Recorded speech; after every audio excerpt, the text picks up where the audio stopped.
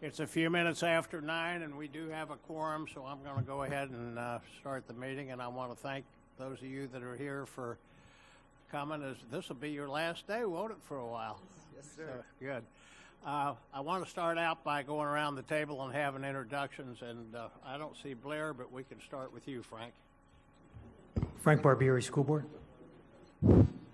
Maria Lloyd, Principal at Limestone Creek Elementary. Debbie Manso, Audit Committee Member. Tammy McDonald, Audit Committee. Dave Talley, Audit Committee. I'm Chu, Inspector General.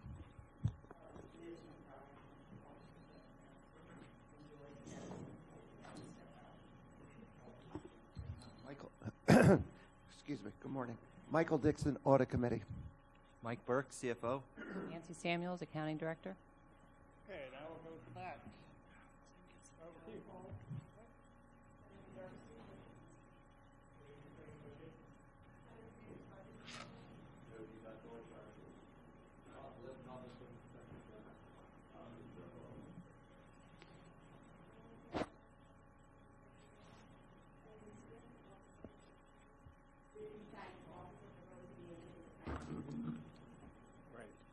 Well, again, I thank you all for being here. I want to change the agenda around before we go for approval. I would like to add our board chair, Frank Barbieri, to give us some updates on the Inspector General report. And I'd like to do that right after public comments. So if we could approve the agenda with the addition of Mr. Barbieri, I would appreciate it. So moved. Second. All in favor? Aye. Passed unanimously. Take a minute and look at the minutes, if you will, of the November 22nd meeting. And after you've had a chance to review that, I would accept a motion to approve.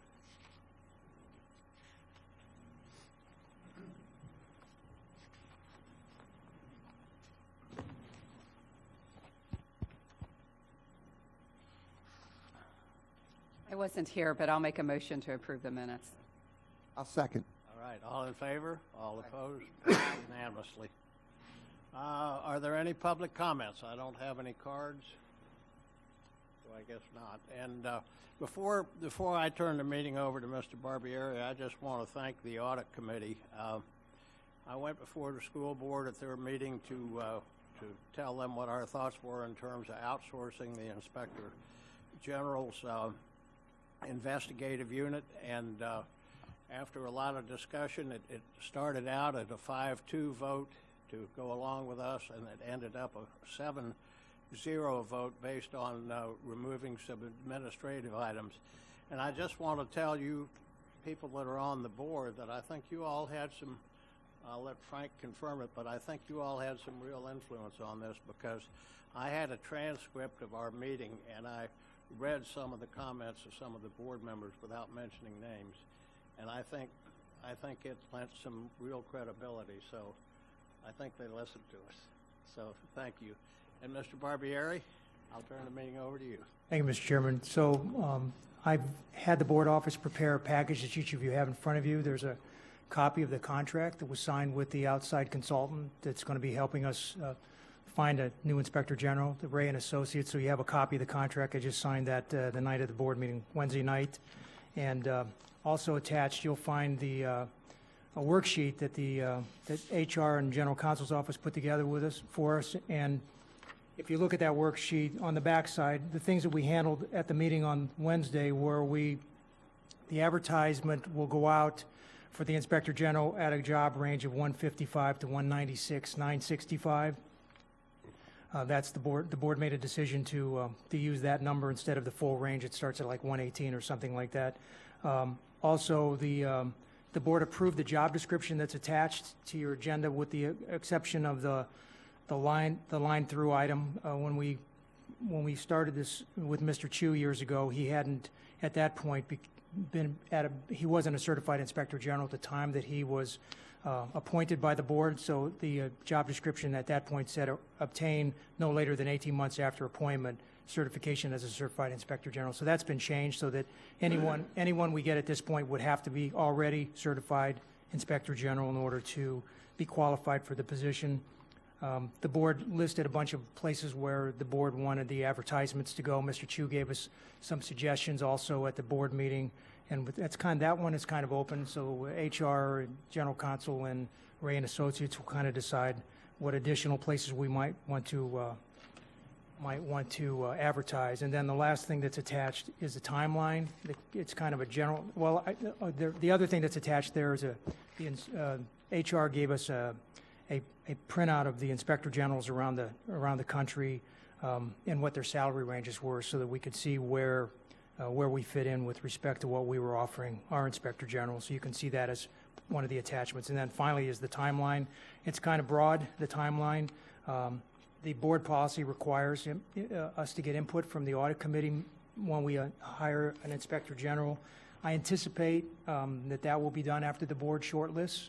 We'll ask you to give us your input on the shortlisted candidates, so that we have your input before we make the vote on them. But that one is kind of up in the air at the moment, because the board hasn't made a final decision on at what point we're going to ask for input. But certainly the board will ask for input. We need your input, not only because it's required by the policy, but also because it's important that the audit committee weigh in for us on what you think in the way of the candidates that we'll be looking at. So that's where we're at so far. Just wanted all of you to have an update on that. Yeah, Tammy? With regard to the input that will be requested by the audit committee, will it be meeting the person? Will it just be looking at their resume? What kind of input would you be seeking? Honestly, I'm not sure, because the board hasn't got to that point yet to discuss it, but we will be discussing it probably at the meeting coming up. And our next board meeting is January 22nd, and some of those things we'll be discussing will be any modifications to the timeline. And certainly I'm going to bring up the input issue from audit at that point, so that we can get some clarification on when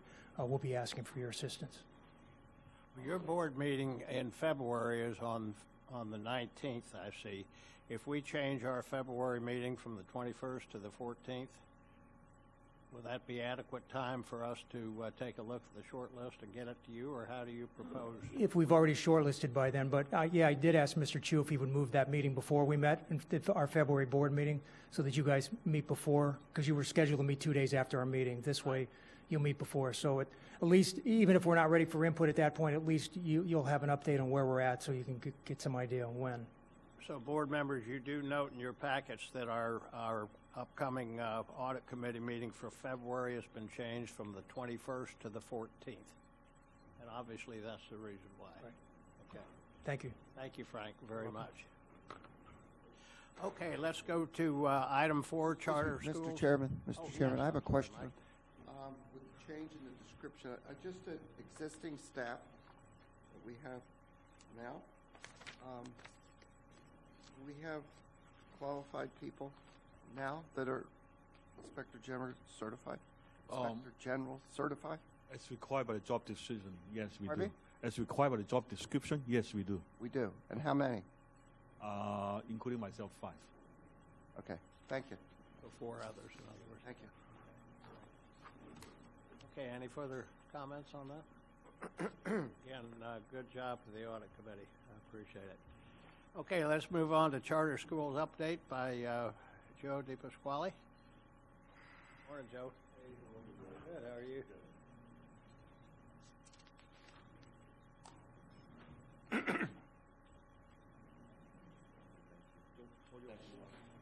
Morning, everyone. Good morning. I'll be brief, and this is really going to be like a 30,000-foot overview. And then when I'm finished, I'd be glad to take any questions you may have. Where are we at here? Go ahead. No, go ahead, because not my computer. No, I thought. Okay, gotcha. Okay, I got it. Okay, thank you. What a strange computer. Okay, so this is the current staff of the charter department. Myself, George Lockhart, and John Carbelli are both former principals, as well as myself. Steve Byrne. We have 2 resource teachers, Carla Branch, Lisa Helfrich, 1 for elementary, 1 for secondary. We have 1 secretary, Aritza Dominguez. We have 1 vacancy right now for a specialist. I'm in the process of hiring for that.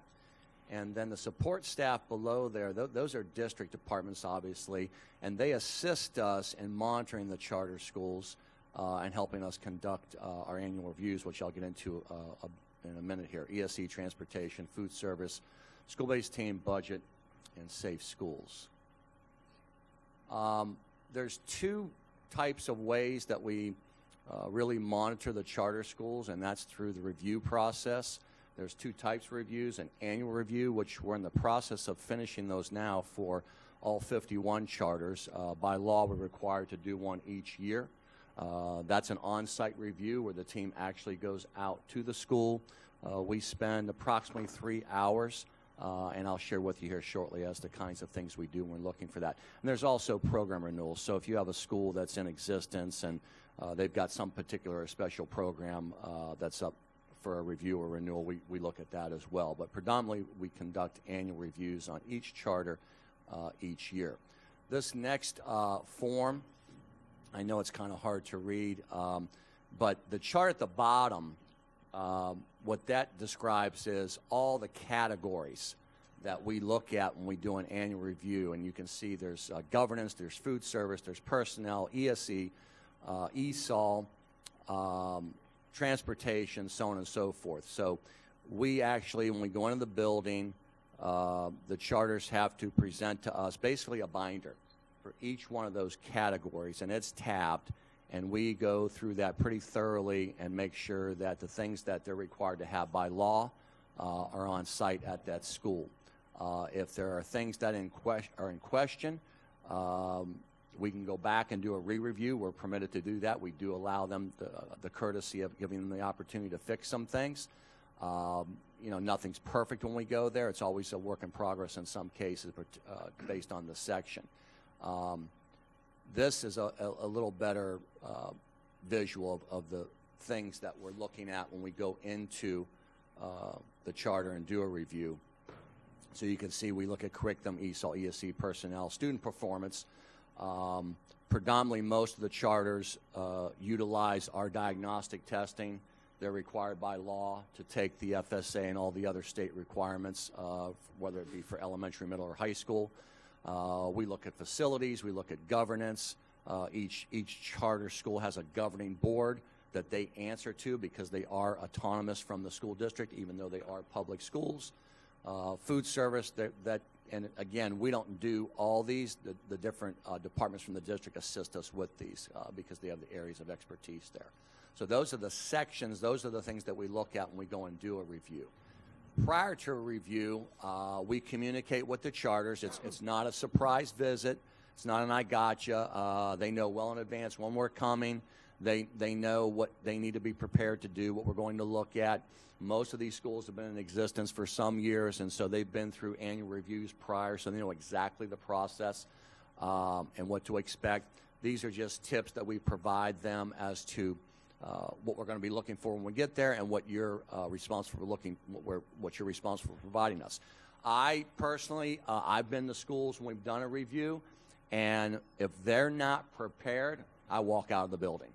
I say, hey, look, you know what? You're not going to waste my time. I'm not going to waste yours. You knew well in advance what the expectation was, so we're going to come back. We're going to reschedule this, and that's not something that needs to happen in the future. So we're pretty tough as far as the expectation as far as their preparations. This is just an example I wanted to share with you of just one of the sections, and this is one that I personally do when we do the reviews. Each charter staff member has an area of expertise, and we're all assigned different sections where we do the review. So, for example, I do governance. John Carvelli may do some facility things as well as personnel. The resource teachers may do the curriculum or the reading program piece. But each section has a document attached to it, and maybe 1 page, maybe 2 pages, maybe 3. And then within that section, there's all these requirements that they have to meet. And again, I apologize. I know that's difficult to read. But this is governance, and so it talks about, for example, charter school application, their contract, amendments to it. Their board members have to go through an ethics class. They have to provide documentation of that. They have to provide a current letter of their 501(c)(3). So there's many things in there. And then over here to the right, there's some boxes and some sections where we can write comments. And then at the end, there's a rating given for each one of those sections. And so for each one of those items in governance, I either give them a meets the standard, partially meets the standard, does not meet the standard, depending on the evidence they provide. If the evidence is there and it meets the requirement of the law, then it simply meets the standard. Honestly, the charters do a pretty good job with their reviews. They're pretty much in compliance. We do have partials and does not meets periodically. We give them a chance to fix it. We do a re-review, and then we move on. For the most part, when we go back and re-review it, they pretty much come into compliance. I have to say that. So the next slide here references what we call charter tools, and that's just a snapshot of what this represents. Charter Tools is a piece of software that we purchase each year. It's used by many districts around the country, in fact, to monitor charters electronically. So what you have here is within Charter Tools, each school is required to adhere to a set of benchmarks during the course of the year. The largest number of benchmarks is typically at the beginning of the year because it's the preschool checklist. So that's where we look for, has their fire inspection been done? Has the health department cleared them? Do they have all the required materials? Are their classrooms set up? Is their staff hired? Is their budget in order? And it's pretty extensive, and that's done May, June, July prior to them beginning school in August. I'm not going to go live to this. I'm not going to take the time to do that. Again, in Charter Tools, each charter staff has different sections that they monitor periodically through this piece of software online. And again, they either meet the standard, they partially meet, they don't meet, and then we have to deal with that. This is also where the schools file their applications electronically. So this is where we go in and review their applications for meeting the letter of the law. If they do meet the software piece of it and they meet that phase of it, then it goes into an interview phase, and I'll talk a little bit more of that here in a second. And if they pass those two pieces, it basically, we send it to the board for approval or denial. But Charter Tools is an electronic way that we do a lot of monitoring from our office onto whether charter schools are compliant or not compliant with the law. I will take special note to mention that for Charter Tools, and I'm personally responsible for this year, with Senate Bill 7030 and all the Stoneman-Douglas requirements for school safety, there's a number of benchmarks, particularly for fire drills, code reds, having a police officer every day, that they have to document in Charter Tools. I personally am responsible for checking that monthly, weekly to make sure they're in compliance, because as you know, that could be grounds for immediate termination the way the law reads. So that safety information also is represented in that piece of software. This next slide is just a representation of the application process.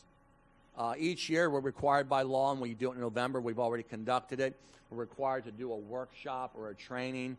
It's advertised in the newspaper where folks that are looking to become or open a charter school come, and they get an entire overview of the process. You see a date there of February 1st when applications will be accepted by 5 p.m. Now, this is a little confusing for some people because this law changed a few years ago. Technically, we have to accept applications 24/7 year-round. We can't deny someone applying. The only thing that February 1 date represents is that if you apply after that date, it puts you back another fiscal year as when you can open, okay? So if you don't meet the February 1st date this year, you're basically 2 years away from opening the school. That's the only thing that does. Do I have to accept applications after that date? Absolutely. It just changes the fiscal year where they can open. So that's part of the application process. We're in that phase right now. I will tell you right now, it's kind of interesting.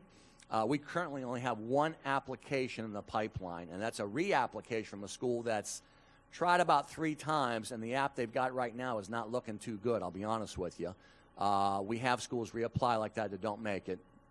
But we only have one, which is kind of interesting, so I don't know, and that's fine with me. I'm not, the charter world gets upset with me, quite honestly, and this is kind of a side note. They expect me to be an advocate and a support mechanism for them. And I have to remind them often that I work for the school district of Palm Beach County. I don't work for the charter people. And so we make sure that we adhere to the letter of the law when they're applying, and we don't cut them any slack, quite frankly. So, but we're fair, okay? This is just the agenda that would have been presented to them at the training for the applicants. You can see all the different criteria that we go through: transportation, assessments, curriculum, facilities, and I won't bore you with this, but and then how to actually operate the piece of software on Charter Tools. This is just an example I wanted to share with you of an agenda of one of our typical administrator meetings. We meet with the charter principals on a monthly basis, and this is just a sample of the kinds of things that we discuss with them. I made it a priority this year that every time we meet with them, and you'll see it at the top, and I personally address it, we always address the safety issues attached to Senate Bill 7030, and that's to protect our district, quite frankly. We don't ever want a charter coming back and saying, I didn't know, you didn't tell me, because they're going to point at us, and we don't, our job is to make sure we don't put the district in that position. So that's always addressed, and we talk about curriculum. We bring outside speakers in. You can see Amy Mazzocco has been there from guidance for PUP progression. Most of the charters adopt our PUP progression plan. Most of the charters adopt our code of conduct plan. They can do their own, but the majority adopt ours, and so we have to make sure they adhere to it. And when there's changes in our policies and there's updates, we bring those folks in to update them. So that's just a sample of an agenda of a typical charter principals meeting. This is just an overview of the 18-19 grades and how charter schools fared, and you can see kind of a summary over there to the right. And not all get letter grades. You know, many of the alternatives get a school improvement rating of commendable, maintaining, or unsatisfactory. You can see how they fared. Most of them have been doing pretty well, and again, they take our state assessments that our public school, or that our school district students take. So it's the same testing, and that's just a summary.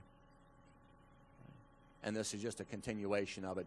These are the schools that were, these are alternative schools, and you can see their ratings the last couple of years, either maintaining, commendable, or unsatisfactory.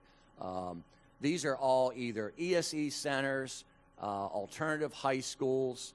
The L Center, of course, is an autism center up in Jupiter. So that's just kind of a breakdown of how they fared the last couple of years, and I thought that would be of interest just to give you an overview of the charter world. This is just a summary of the school levels and types that we have. You can see the number of elementaries, the middle schools, high schools, ESC centers, and the high enrollment and the low enrollment at each. So we have some fairly large charter schools, none as large as some of our district schools, and we have some that are very small, you know, with as few as, you can see, 29 to 30 kids. We don't have many of those, but there's a number of them. So that's just, I wanted to kind of share with you the types of schools and the range of enrollment. And then lastly, this is just, I know it's very hard to read, but that's Palm Beach County, and you can see all those little orange boxes. Charters are very similar to our district schools. They're spread out from north to south, east to west. We've got a couple of schools out in the Glades, and so it runs the gamut as far as locations. Again, and this is just a cutout of the two Glades schools that we have out in the Glades. Right now, again, we have one application in the pipeline, and we have one school out there that's got some issues with their app that's probably going to end up getting approved. We don't have any schools, I believe, right now that are slated to open this August at this time. We have one school, Rise, which is looking at 2021, I believe.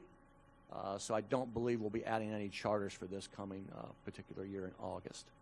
So that's just kind of an overview of what the department looks like, the kinds of schools, the kinds of things that we do to monitor them. I will tell you that when it comes to the closure of charters, if you read the chapter in the Florida statutes, and the chapter that covers charters is 100233, there's really three ways to close a charter. Number one is a double F. That's an automatic closure.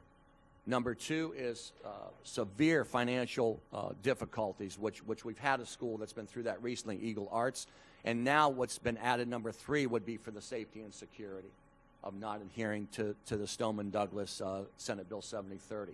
I will tell you it is not easy to close a charter. It's very difficult, and the law kind of, the way it's written, really benefits them in many cases.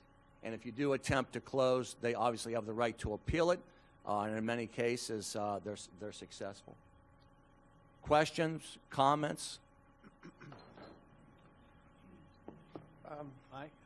Yeah, not direct question for you, but for my own understanding here, the relationship there from your office and how we're involved in this process, other than just understanding what you're doing.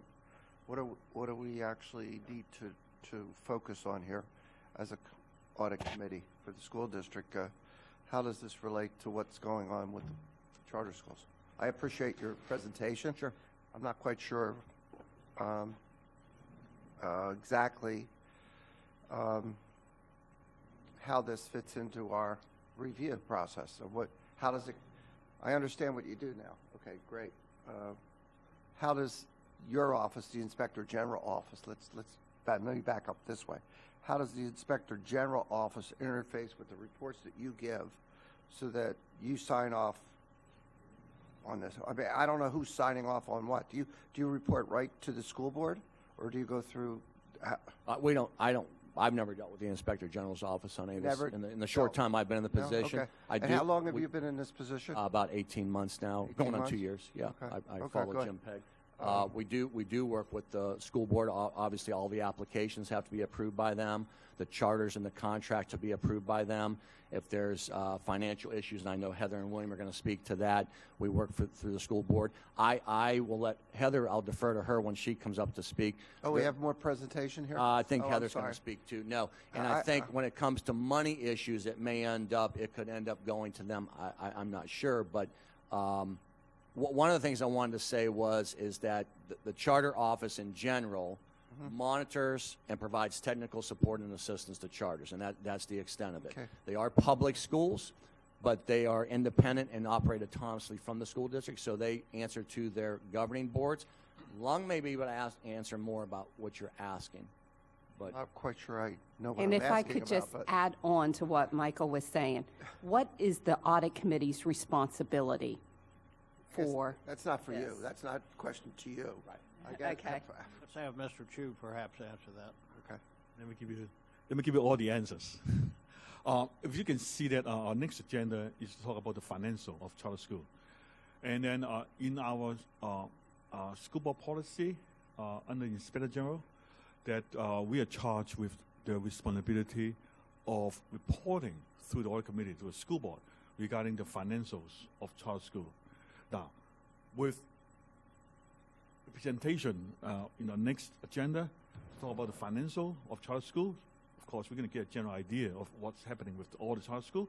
And then in my department, that under quality assurance, that under Mr. Police supervision, he is to analyze the data to see what else we need to do. See if we need to pick on certain subjects that we need to focus on in our future work plan. Maybe imminent, then we will do that in order to report back to the audit committee and then the school board that what else we need to do. And also, in our general practice, we often we have been requested to audit the charter schools that in past history. Like I think we audit Franklin, we audit the what's called the Boynton Beach Charter School, we audit Naguda Saba, we audit G-Star. So these are the school that we very often we are being requested to audit their books. But you only do audits on these schools when you're requested. Absolutely, yes. Right now, all the charter schools are audited by outside CPA firms, and the reports are sent to our budget department for their ongoing financial review and monitoring, and that's why we have our next agenda to know what are the general pictures of all the charter school look like, so that we could analyze them. And that's another reason we are looking for a financial analyst to review it, to see what it is, the trend, so that we could plan it out internally and come up with something meaningful from a very independent review standpoint. I think we'll get some more information on the next agenda item from Heather also, so. Are there any? Ms. Mr. Chair, can I ask a question? Mr. Dipasquale, in light of the fact that the state is looking very closely at school boards with respect to security in the schools, I saw on that agenda that nowhere was it listed that Chief Kitzrow was speaking to the principals. So what interaction is there between you and the chief's office with respect to making sure that they're following all the requirements for security? So the chief has sent representatives to a number of our meetings. That was just a sample of one agenda. Okay. Lynn Powell's been out. I work very closely with Lynn Powell. I probably talk to her on a weekly basis. Okay. Lynn's got a spreadsheet, Mr. Barbieri, where she monitors all the assignments of the officers at each charter school. And if there's ever an issue with coverage, she knows immediately. The charters communicate with me if there's an issue where they've got a security guard right now that's sick. They don't particularly have a backup plan. I notify Lynn. She deploys somebody just because at the end of the day they've got to be covered, or we could be held accountable, and that's what you're getting at. Right. The chief, when we started this year, he had a meeting where he actually invited all the charter school principals and their governing board chairs. And he gave them an overview of what this law's expectations were, what their expectation was, what we were going to provide this year. But we've had a number of representatives from school police, particularly Lynn, come out and speak to them about these issues. So I'm in contact with Lynn on a regular basis. We're on top of it. Right now, they're in compliance. There's no issues right now. I'm a little bit concerned, I think probably like all of us are, for next year because it's on them. They've already received the letter from the chief and Superintendent Fenoy that it's totally your responsibility. We're not covering this next year. They're submitting contracts and charter tools. Excuse me, what are you talking about? For all the schools with Senate Bill 73, they must have a security guard or a school police officer assigned each day. So this year is one way, next year's another way? This year, No, the school board. I'm not familiar with what. Yeah, this year the school board paid to have a security officer in all 51 schools, 51 charter schools. We've notified the charter schools that starting next year, it's on them. We're not paying for it. They didn't have to do that this year. That was very generous. Okay, thank you. Thank you. But no, to go back to Mr. Barbieri, I feel good where we're at. I'm in constant communication with them, with Lynn, because she's really the liaison for the chiefs with me. She's covering all the charters. She's on top of it. We've had no issues, this year. And all the other things, all the other FSSAT, the CESR, the threat assessment teams, they're getting their training. We're monitoring all that. So I feel good about where we're at. And I think going forward next year, they know it's on them. They're going to have to deal with it or they face termination, quite frankly. So I hope that answers your question. Yes, it does. Thank you. Go ahead. Were you to finish? Thank you. I got a couple of suggestions. If you look through the category areas, number 11 is blank, and I wondered if we could I don't know if that was just add school security. That might. Well, we do it. It's in there. Right. I don't know if that was a typo. I apologize. I didn't catch that. But we look at school security. It's in the application. They have to reference Senate Bill 7030. They have to tell us how they're going to deal with that.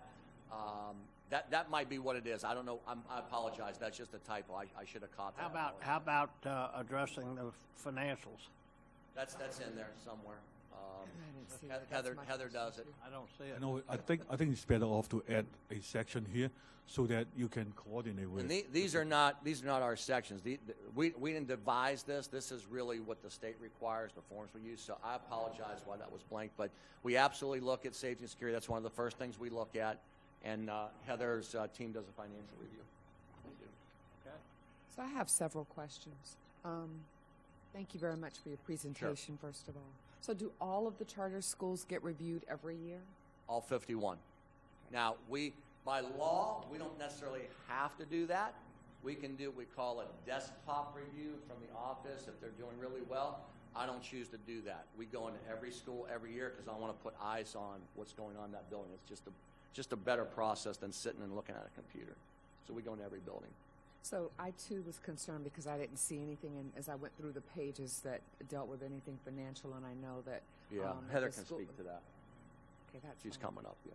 Okay. And I saw a school that that had a 100, and I know it's a school that had financial problems and that was in trouble. So I don't. My next question is there a correlation somehow? Do you all make some correlation between the financial side? About And I grades? guess we'll wait for that, and then the grades that you give the schools right there. So This is percent tested. Yeah, these are So the the A's grades. and B, These are right. the total points they got, yeah.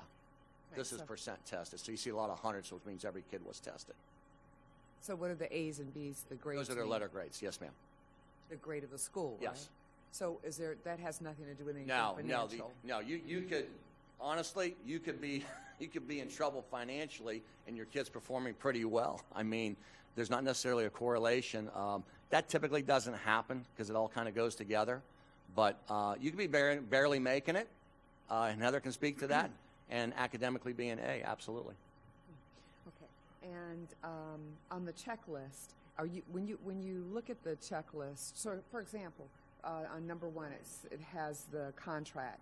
Are they just reviewing to make sure the school has these things, or does that So the mean contract that- is reviewed by legal. Does that mean that you're ensuring or you review to make sure that they're in compliance Yeah. with the components of the contract all- and doing what it says Yeah, it's it's all supposed compliance. to do within the contract? Because I've been through audits, and sometimes we look for documents and we check them off that they're there, Right. rather than actually digging deeper to see if they're. I'm not an attorney, so I don't review the contract for the legalities of it. Denise Sagerholm does that. She reviews all contracts. She approves them. I work with her on the negotiations, but she negotiates all the contract and approves them. Okay, and the last question I have is something that, in the public, people talk about their, and this may or may not have relevance, but I'm going to put it out there anyway. People talk about the teachers in the charter schools are not required to be certified like they are with the school district. Is that a true statement? That's not correct. The teachers must be certified. School administrators do not have to be, and I use this analogy all the time, and I hope I don't offend anybody. You can be in Walmart on Wednesday and be a charter school principal on Tuesday. And the design of that was, going back to the legislation, was they were hoping to attract people from the corporate world, the business world, folks that were retired from the military, and I can tell you, in my experience in dealing with this, that's not happening. We have some good charter school principals. We have some that I'll reserve comment. And since you said we had some good charter school principals, I wanted to recognize Marie Tercherio, who's the principal of Maritime Academy, Palm Beach Maritime. She's actually the CEO now. She just got, thank you, but she just got awarded from Florida Tax Watch, Principal of the Year for 2019 to 2020. There's 9 schools and principals that get recognized in the state of Florida. She was the only one from Palm Beach County, and of course they're in Lantana. So I just wanted to, recognize her and congratulate, because there is some financial ties to being awarded that. So, but since you said the good principals. Yes, she's good. They called me for a recommendation. I highly recommended her without reservation. She has not been the CEO or she's not been the principal for a while now, CEO, but they based it on her previous principal record. Okay, any other questions? I have a question Yes, Mike. for my understanding here. This department performs these reviews of charter schools for the school district, right? Mhm. Okay. And I would think that your reviews get submitted up the line to someone for reporting purposes. They go to the charter schools. They get the Within feedback. the school district, where do they go, these reviews? They stay within our office unless Your office? unless there's a severe issue with the schools, it would not Okay. get reported up the line. Okay, so, And we really don't find that often. okay, for purposes of what we're doing here, what's happening here? Why are we, help me understand what, I don't understand. I'm sorry. I can only share with you what the policy statements that are in committee. Okay, okay, And it gives you 2 roles ultimately as a committee. okay, thank you. One, to review the year-end financial statements associated with charter schools, and I think that is what Ms. Cruz is about to do. And second, they give you the role of review and make recommendations to the school board regarding a charter school experiencing deteriorating financial conditions. So those are the two rows that you. Okay, that's fine. That's very good. Thank you. Thank you very much. Defines what we're talking about here. Okay. All right. Otherwise, it was like, where do we start here? Thank you. Joe, thank you very much. Happy holidays, everyone. I personally want to thank you. Grandma Banks from Inlet Grove came back a couple meetings ago and had some issues, and I just want to thank you. She's very happy now, and just keep the doors open when those things come up. I appreciate it. Okay, next on the list, charter school audits by outside CPA firms. Heather? Good morning. The last time I presented, I think, was in July, and that was when we presented the results of the FY18 annual reviews of the charter schools. And if you recall from that last presentation, my department did not review every single charter school every year financially, and that was a concern that the committee brought forward, saying they did recommend that we looked at and performed a review on all charter schools. So in addition to looking at the financial statements, which we did do, also wanted us to also dig in and do a more detailed review like we did with the ones that we selected based on the risk-based approach. So this current year for FY19, we did review every single charter school, and there's two different components to it. So it is looking at the annual financial audit, which we don't receive until September 30th. And so that's why you're getting this review now in December. And you will get it annually now every December going forward. But we don't just look at the annual audited financial statements, because to be honest with you, most of them don't have any audit findings. Most of them have just clean audit opinions. But we in my department find that there are some significant issues in a lot of the charter schools that are not really included within the annual audited financial statements. So we provided a summary that's in your report, and it's color-coded. And so the green means that we really don't have any issues or concerns with that school. Yellow are schools that we're monitoring, because their enrollment could be slowing. They could have some declining enrollment. Their fund balance could be decreasing. There could be some minor issues where they're not submitting reports to us timely. And we've given them notice, and they're still not submitting things at the time that we request them. So those schools might be yellow. And those schools that are marked as red, those are the ones where we have the most concern. And most of those you can see are related to one management company, Academica, and I spoke to that at the last, as part of the FY18 review, and that had to do with federal grant compliance. And so there were still concerns that we had during the FY19 year, and so I'm hopeful that in FY20 they're actually going to put procedures in place, and we'll be able to move them up to yellow or potentially green. Just because for our annual financial review, it's very detailed, the same as Mr. Dipasquale, and we can have a school that has a partially meets for their annual financial review, but we have them marked as green. And the reason for that is we have to have some subjectivity when we're doing these reviews, and if they haven't been timely on submitting reports, but it's not a significant financial issue, well, we might consider them internally as a green school, but they're getting a partially meets for their annual financial review. And we do go a step further with our annual financial reviews, that if they are partially meets or does not meet, and this is a new process for FY19, the charter schools were notified when we sent out their FY18 annual reviews that they're going to be required to submit a corrective action plan, just like you do for any audit, and to have they're going to have to submit that to through my department to the charter department, and if we determine based on the severity, they may also be asked to submit to a report to the actual board. We had, in summary, 18 charter schools that we consider green, so we have no issues with. We have 14 that are yellow, and we have 16 that are red. So we have a fair representation of those schools that are really in the green and the yellow.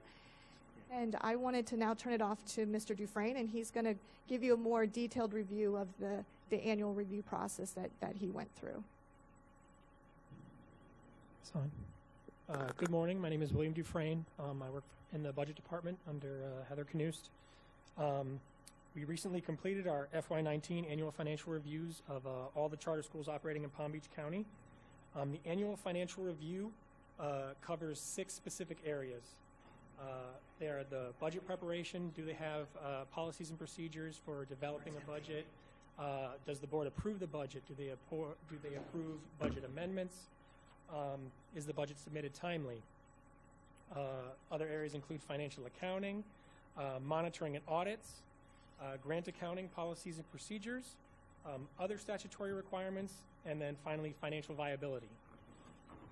So over the course of the year, I review the majority of these items in charter tools. If there are issues, I communicate them with the charter school. And these reviews generally lag behind a year. So while the FY19 charter school reviews may happen in FY19, the financial review will happen in FY20 because, as Heather said, the audit and other financial related items are submitted after the financial year is over. So as far as the FY19 financial reviews goes, there was a total of 5 charter schools that met the requirements, or that met the standards. There were 28 schools that partially met the standards, and then 15 schools that did not meet the standards. Now, I do want to point out some of the schools that were in the partially meets category. There were roughly 5 to 6 that were only received 1 mark of noncompliance. But the issue is it either had to deal with statute or it's a repeat issue that they were notified previously and it was still an issue. Those schools include Academy for Positive Learning, the Learning Center and Learning Academy at the L's, and Connections Education Center. And also included in this spreadsheet before you, and I know it was a question last time, is the management companies that are involved with these charter schools. We included that here listed. And then I also listed roughly per their financial statement audit the management fees that they are charged and that those schools pay. Those items that are highlighted, I believe the orange ones, those are negative because basically the management company granted those fees to the school, so they did not charge them a management fee and given to them as a contribution. The ones highlighted yellow are partial portion of the management fees were forgiven, and then the other ones are just, those are the standard management fees they were charged for the year. Can I ask you a question, please? Yes, sir. Why are they forgiven the fees? I don't understand. Educate me here. Because some of these numbers are pretty big. 1,195,000. Am I reading that right? Yes. Traditionally, the fees were management, forgiven. the management company will forgive those fees to ensure that the school operates in the green. If they were to charge those fees to the school, most likely they would operate at a deficit. And then if they're operating in a deficit per state statute, then if they're operating in a deficit for 3 months in a row, then they're considered to be in deteriorating financial condition, and we have to submit a corrective action plan to the state of Florida. That has to be approved by the state of Florida. So our review is actually more stringent than the state's requirements for deteriorating financial condition, but that's another step that we're also looking at as well. Just another for clarification for me, please, since we're going through these charter schools. Management fee company, do they forgive or defer this fee? It depends. They can do both. Do both. I mean, why would a management fee, why would a company, again, I need education here. Why would a management fee be charging fees and then say, well, we can't let them go into a deficit because then they won't comply with the state and we're going to give up our fees? How am I making money if I give up my fees? I don't understand the business, I guess. And of course, this would be my opinion, is that they are hoping that they will continue operations and they will make up the money as time goes on. They'll make it up. Not that they'll have to end up paying that amount that they've forgiven, but in continuous operations, they will continue to receive, hopefully, that management fee moving forward. Well, and then also in addition to that, though, they also may be leasing them a building, so they're getting their money through other ways, in addition to the management fee. Because a lot of these management companies, they actually own the building that they're in. Oh, really? Mm-hmm. Mm-hmm. And so then they're paying a leasing fee in addition to the management fee to the management companies. Mr. Barbieri, did you have a question? Yeah, I do. Heather, so Renaissance at Central Palm does not meet the standards. It's got a warning, and they paid the management company $1,162,000. Am I reading that correctly? So last year, they paid over $1 million to Charter Schools USA, but they don't meet the standards. Is that correct? That is correct. That's 1 year, they got a management fee of over $1 million for one school? And it could be, it's management fee in addition to paying for other For the items. Renaissance schools. Okay. I hope the Palm Beach Post gets a copy of this one, because if they don't, I'm going to make sure they get it, because this is... Is there any taxpayer funds that goes to fund charter schools? Yes, all of it. it's They all get of all it. of the tax. That's what they get. I don't mean, where it's deferred over to the student, but over and above. Well, we pass through whatever the funding that Correct. that student Per generates. student. Per student. Correct. Over and above that, do the charter schools receive taxpayer funds? Other than the Florida Then Education Finance Then Program. what's for the child choosing to go to that school? Currently, they do not receive a portion of our referendum money, which is the additional millage that we levied. But based on state statute that was passed in the last legislative session, the next time we go to the voters for an operating millage, we will be forced to share a portion of that with the charter schools. So as of right now, they're only getting the per student funding. Okay. But Can they apply directly to the state for capital outlay funds? they do receive capital outlay funds. Yes, but they have to meet certain criteria to receive capital outlay funds. If they're in deteriorating financial condition, their capital outlay is put on hold. But that doesn't mean what we consider as a district as deteriorating financial conditions, because we have more stringent requirements than the state. And where do those capital outlay funds come from? It's state PICO revenue, which is a utility surtax. That's what the state's used in recent years to pay for charter school capital outlay. And not that I know what PICO funds, but it does, okay. It's a tax. It's actually going to dry up at some point because it's based on telephone lines.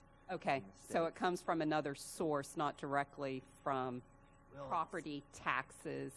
It is a difference. I mean, it's not sales tax or property tax, but it's a... Okay, excise it's a tax on utility bill, like some type of utility. I should mention, services, so I should that say. can change in any given year.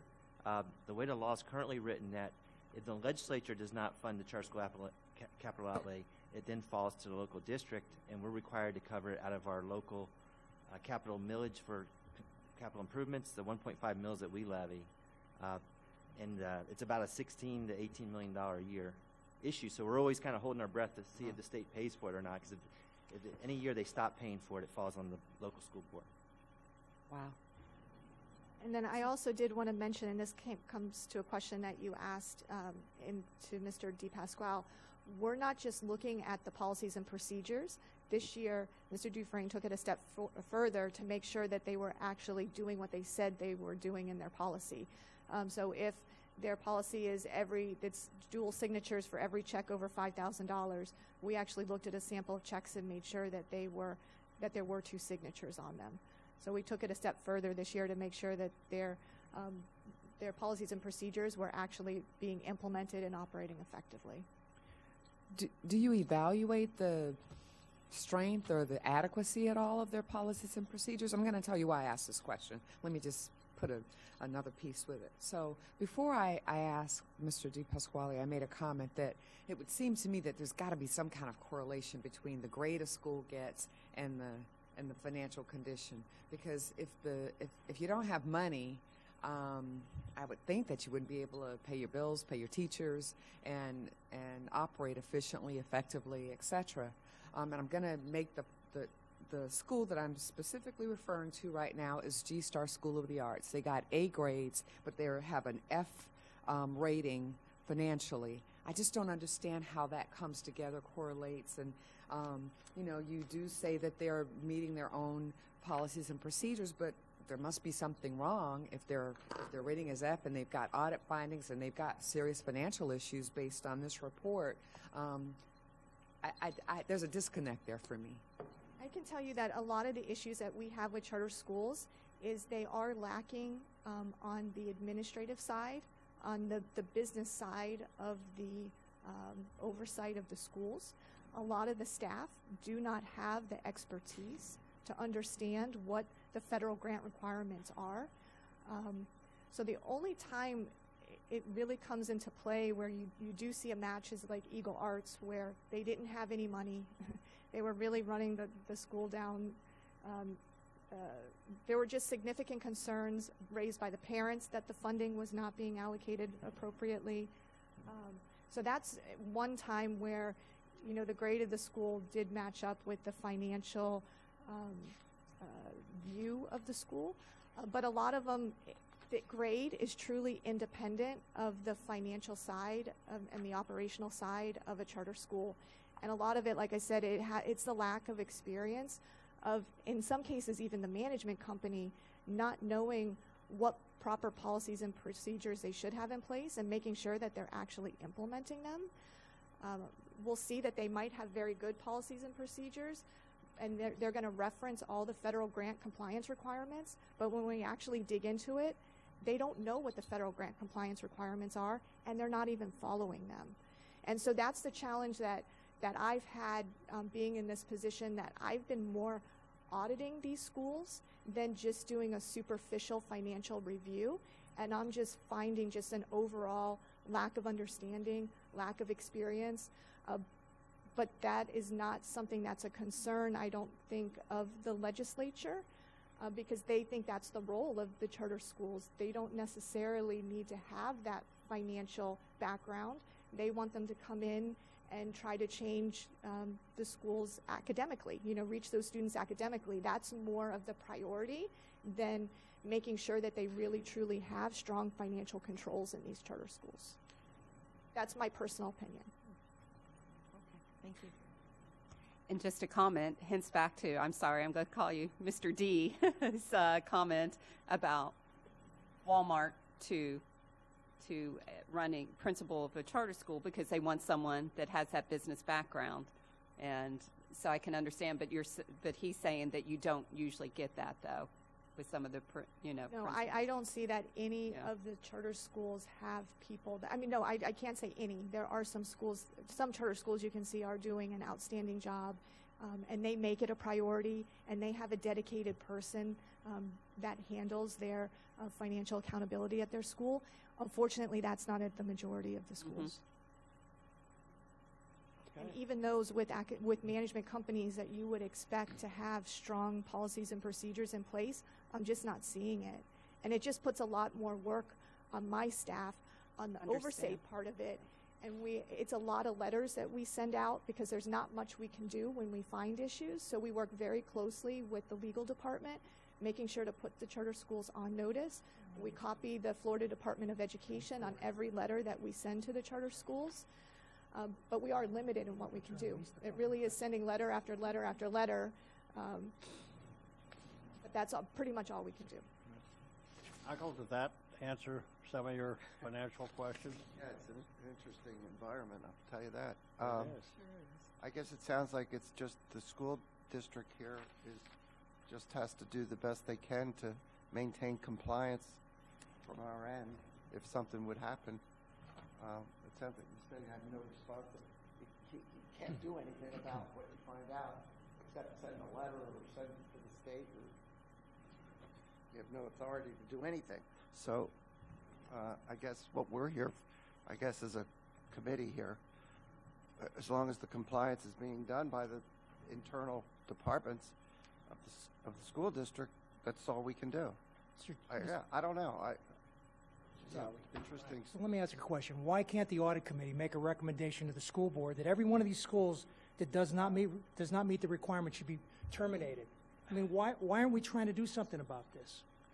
Make a recommendation to the school board. If they're not meeting the standards and they're in deteriorating financial condition, make a recommendation to the school board that we start termination proceedings. And you know what? We'll get overturned by the state because we always do, but at least the public will see what's going on. You're on record. The administrator, you're on record. Sorry, I see Nancy smiling over there, so I'm curious as to her her viewpoint on that. Interesting. So, Interesting. and my question, Mr. Chair, was what do you want us to do? What are you requesting from this committee? Now that we've been presented with a presentation of the whole charter school system, you know, in Palm Beach County, we see the financials. What is it that you're looking for us? That's a good question. Yeah, Mike? Just maybe to add a little more context, I think Ms. Knust may have covered this, but just to, so this annual review that's just been conducted, and Mr. Dufresne spent a lot of time. I can tell you that both Ms. Knust and her team and Mr. Dufresne, we probably spend more time in Palm Beach County reviewing charter school finances than other parts of the state, because we hear from the management companies don't welcome this level of oversight. And they say, hey, you know, we don't seem to have the same level of scrutiny in X county or Y county, but, you know, we're doing our best to hold them accountable. We're responsible for the monitoring, and we've had some bad actors that have come through our district that had to be shut down or where taxpayer money was lost. So we put a lot of work into this, but what happens, the result of this review is then sent to not just the charter school principal, but also their governing board. Each charter has their own governing board, so they have a board chair. And then they're asked to do a corrective action plan. And so that's the first step, is to try to get them into compliance.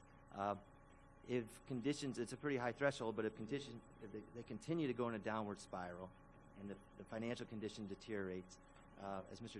Dipasquale said, that is a trigger at some point where we can go for termination. But it has to reach a pretty bad point to get there, and then there's a due process, you know, and it can take several months to go through that. And we did Frank, do that I recently understand with Eagle Arts. I understand where you're coming from, but I think as a committee, we'd need a lot more information than just the fact that they're a red line before we recommend they be terminated.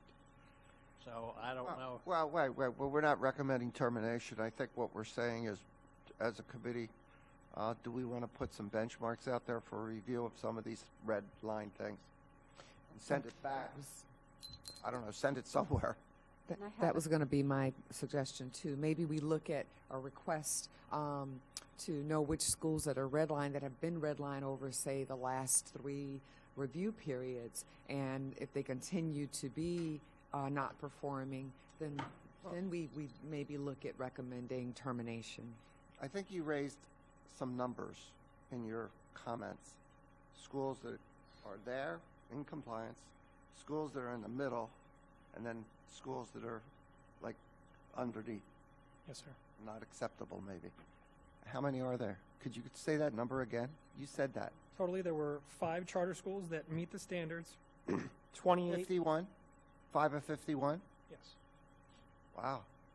And Again, go there's ahead. 28 that partially met. And how many is And that? some of those, 28. 28 of the 51. Some of them may only have gotten Half. partially because they got 1 mark for noncompliance. Okay, that's fine. Half. So you got half. and That's 15 that did 50% not plus meet. 5%. So what's that? 45% are under the standard? Is that right? My number? No?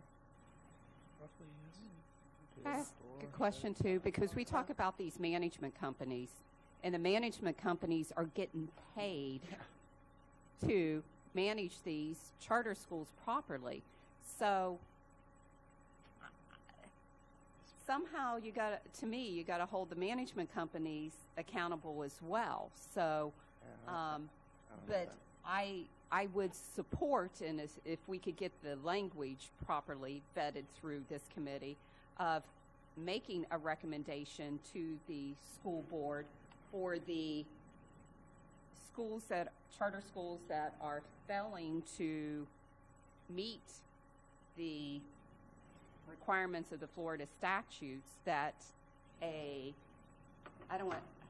letter, because, and this is where I'm kind of fuzzy on, because I think a letter has already been provided to them from staff stating that they have certain time frames to meet. To comply. And Comply. most of all the schools that are red, that are with the management company Academica, their issue is all related to federal grant compliance that was identified first in FY 18. We found, and because we identified issues in FY 18, they were under increased scrutiny for FY 19, and we found additional issues in FY 19. So they need FY 20 to be able to correct the issues that we identified in FY19. So there is a link between the management companies and the failing schools then? Yes, for the management So what can we companies. do there? Well, we've put them on notice as to what they need to do. It's December, and they haven't submitted any, sufficient number of grant reimbursement requests for us to determine whether they've actually implemented the policies and procedures to make sure they're in compliance with the federal grant compliance requirements. The Florida Department of Education has also been involved. We had issues as to what thresholds are charter schools required to follow versus district schools. So for procurement purposes, school districts are required to have a sealed bid, and Ms. Garbisi is here, and she knows it much better than I do, but I think our threshold is $50,000. The question was, are charter schools subject to the state requirement of the $50,000 threshold, or can they use the federal requirement, which is $150,000 or $250,000? It took Florida Department of Ed over 6 months to get back to me. They finally got back to me last week and said that charter schools are not subject to the state requirements. They're subject to the federal requirements. And so now I'm determining, well, which of the two thresholds are they, do they need to comply with, the $250,000 or $150,000? So I think that maybe some of the reason why they haven't sent in reimbursement requests is they're hoping that they're going to be subject to the higher threshold, and that's why they're holding off sending those grant reimbursement requests to us until they get more clarification as to really what thresholds apply to them. What can we do as a committee to support your actions that staff has already provided to charter schools for compliance?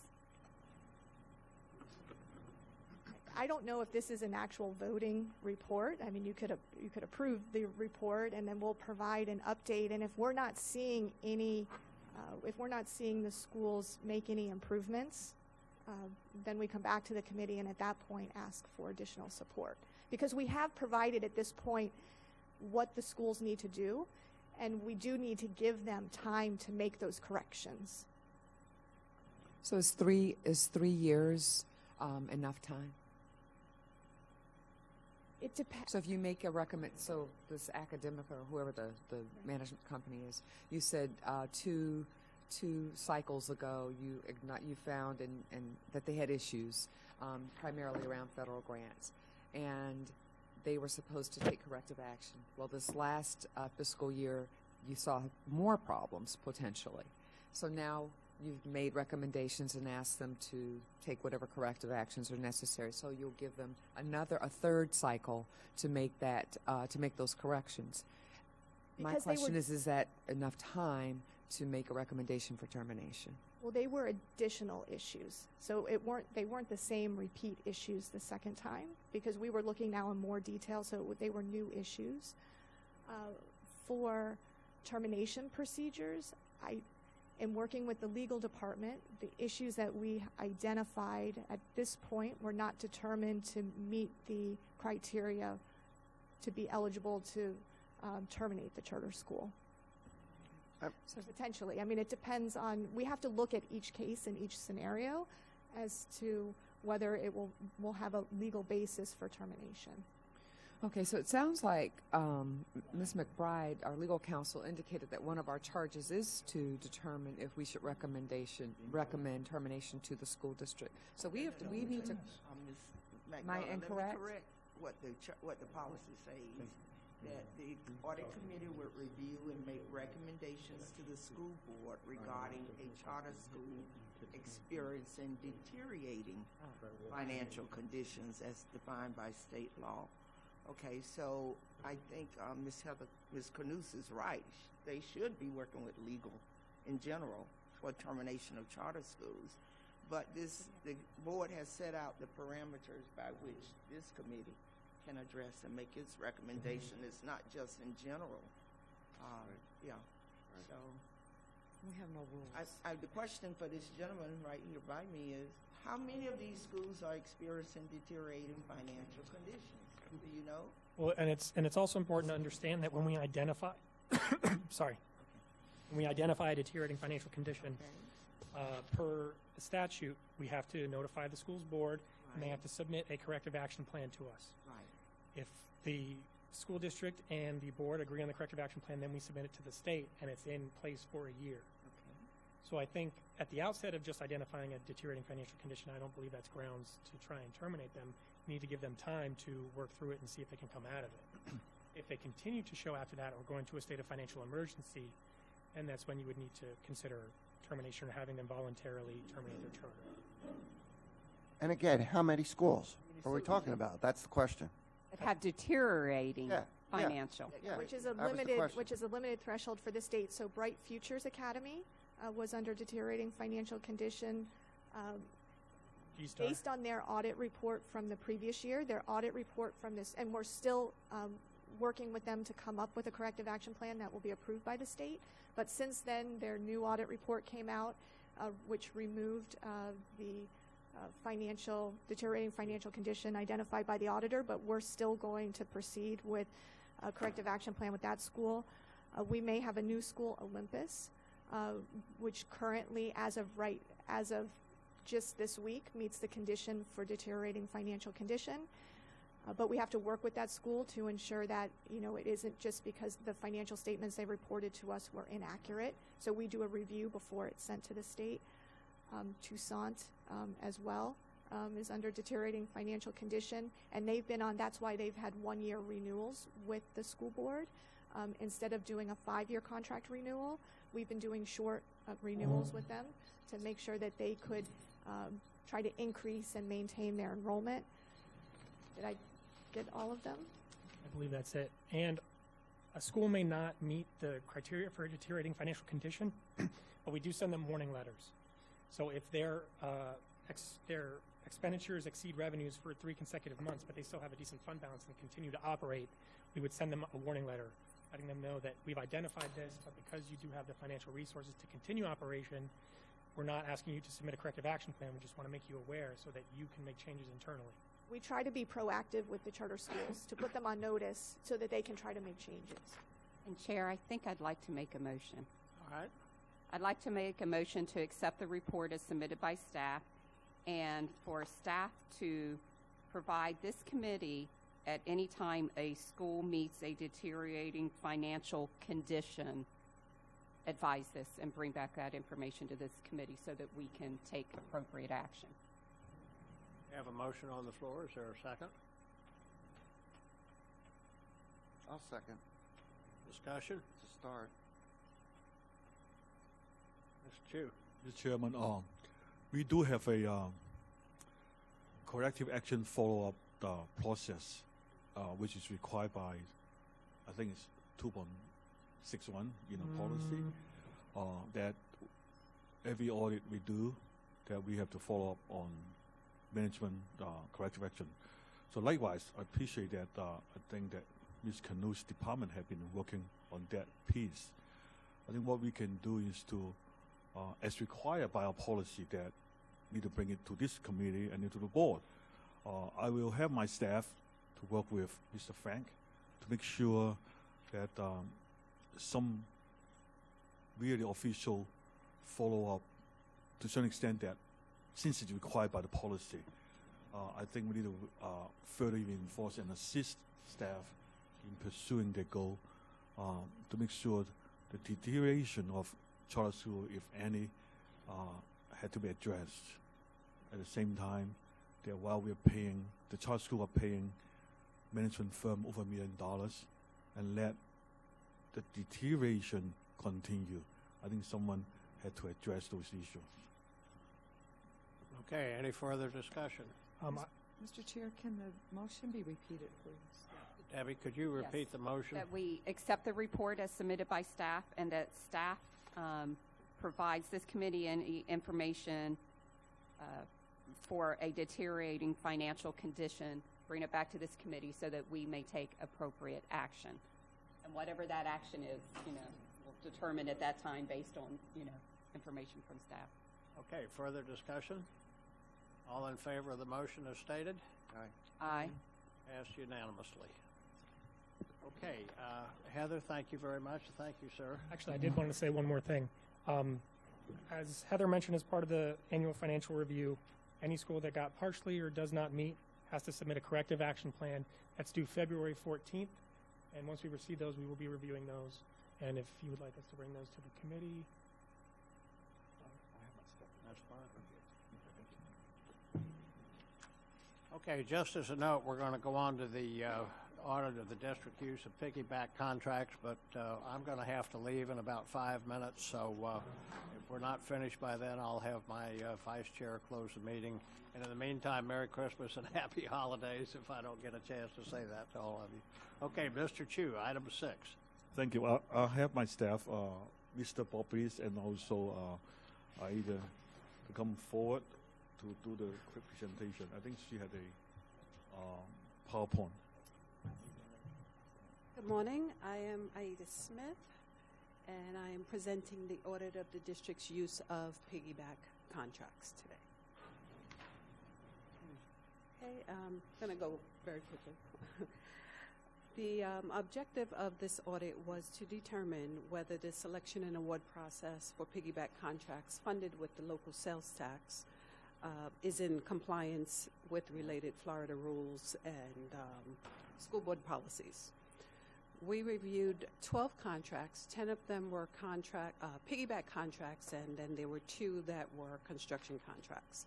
The scope, which is the duration of time that we selected, was from January 1st, 2017 through to June 30th, 2018.